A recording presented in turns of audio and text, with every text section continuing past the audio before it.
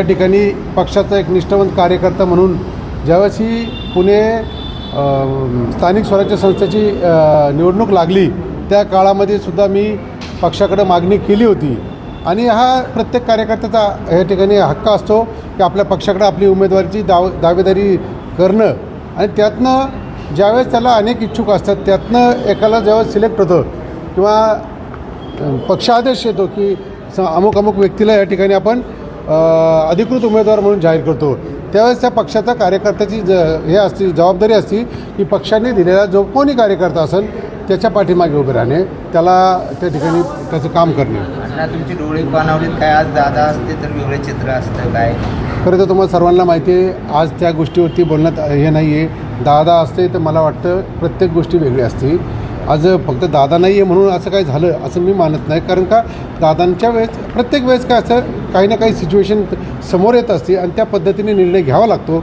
आज जे काय वहिनींनी दादांनी किंवा पक्षश्रेष्ठींनी निर्णय घेतलेला आहे तो आत्ताच्या परिस्थितीला अनुसरून घेतला असणार आहे. भविष्यात आपल्या घरी आणि आपल्याला भेटले काय चर्चा झाली आता पुढं कसं कारण शेवटी ते आमदार होतील आता तुम्ही शहराध्यक्ष काकडे यांना उमेदवारी जाहीर झाल्यानंतर काय तुम्हाला शब्द दिला सगळ्या नाराजांची त्यांना नाही कसं असतं हा एक प्रोटोकॉल असतो जो कोणी उमेदवार या ठिकाणी जाहीर होतो त्यांनी त्या इच्छुकांची भेट घेणं किंवा नगरसेवकांची भेट घेणं हा त्याचा तेव्हा ह्याच्यातला एक प्रोटोकॉल म्हणून त्यांनी घेतलेली आहे आणि ज्या वेळेस एकदा पक्षश्रेष्ठींनी त्यांचं नाव डिक्लेअर केलेलं आहे आमची ही जबाबदारी आहे की त्यांना मोठ्या मताधिक्याने निवडून आणणे.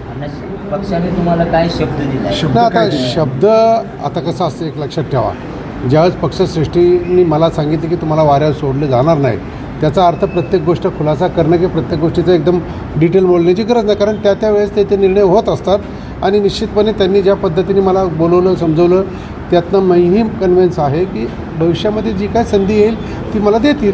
महाविकास आघाडीचे जे उमेदवार आहेत त्यांना देखील त्यांनी विनंती केलेली आहे काकडेंनी की माघार घ्यावी म्हणून. तुम्हाला काय वाटतं की शरद पवार साहेबांच्या आता वळसे पाटलांनी देखील त्या गोष्टीवरती मला भाष्य करणं तितका मोठा मी आज झालो नाही की साहेबांनी काय करावं याच्यावर बोलण्यात म्हणून तुम्हाला वाटतं का? प्रत्येक उमेदवाराला असं वाटतं आपण बिनविरोधी व्हावं पण आज तो सर्वस्वी निर्णय हा पवार साहेबांचा असणार आहे आणि त्यांच्यावरती भाष्य करणं मला योग्य वाटत नाही कारण मी एवढा मोठा नाही. मुद्दा असा आहे पवारसाहेबांचे शेवटी मवियाचे उमेदवार आहेत ते आता त्यांची इच्छा आहे की वडिलांप्रमाणे त्यांचं बिनविरोध व्हावं मान्य आहे पण शेवटी मविया विरोधात आहे ते पॉसिबल वाटतं का तुम्हाला? प्रयत्न करायला काय हरकत आहे. आज प्रत्येकाने प्रयत्न केले तर कधी कधी काय असं माणूस वाट बघत असतो कोणीतरी मला विचारावा आणि त्यातनं त्यांच्या मनामध्ये तशी हे झाली की आपल्या महाराष्ट्रासाठी आज जी देशामध्ये परिस्थिती आहे त्याला लोक त्रस्त आहेत त्याला कुठंही त्रास होऊ नये त्या पद्धतीने निर्णय घेत असेल तर आम्ही त्याचं स्वागत करू. मी काय सांगितलं माझ्या पक्षाचं चिन्ह अधिकृत ज्याला कोणाला असतं आज काकडे आहेत ज्याला कोणाला देतील मी त्याचं काम करणार.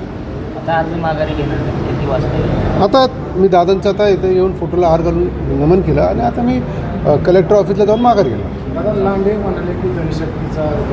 तो त्यांचा वैयक्तिक विषय आहे मी त्यांच्यावरती भाष्य नाही नाही नाही हे सगळ्या चुकीच्या गोष्टी आहेत. आज मला नाही मिळलं म्हणून मी उगाच टीका करायच्या हे माझ्या तत्वांना मान्य नाही.